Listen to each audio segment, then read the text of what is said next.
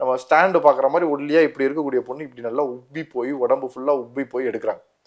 ஆனா அதுல என்ன ஒரு பெரிய கேள்விக்குறினா, அது கிணத்துல இருந்து எடுத்தாங்கல்ல, அந்த கிணத்துலயே ஒரு வாளி போற அளவுக்கு தான் தண்ணி இருக்குமா. சுத்தி ஓப்பனா இருக்கு. அந்த கிணறோட போட்டோ வீடியோ பாத்தீங்கன்னா தெரியும். அப்படியே சுத்தி ஓப்பனா இருக்கு. எங்க பட்டாலுமே அப்படியே அடிதான் படும். டைரக்டா அந்த அதுவும் அந்த சென்டர்ல இருக்கு. எப்படின்னா யூஸ்வலி ஒரு கிணறு இப்படி ஸ்ட்ரைட்டா போகுதுன்னா, இந்த கிணறு இந்த ஸ்ட்ரைட்ல வருது.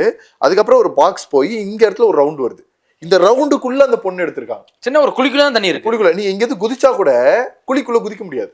நீங்க ஸ்போர்ட்ஸ் பிளேயர் இல்ல.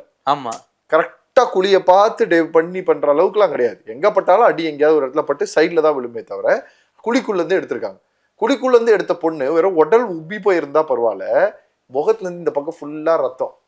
2 நாள் தண்ணில இருந்து வெளியில வந்தா ரத்த காயத்தை பார்க்கவே முடியாது. கண்டிப்பா. அது எல்லாம் பாடி ரொம்ப டீகம்போஸ் ஆயிருக்கு அப்படிங்கும்போது போஸ்ட்மார்ட்டம் ரிப்போர்ட்டே போஸ்ட்மார்ட்டம் ரிப்போர்ட்டானு தெரியல.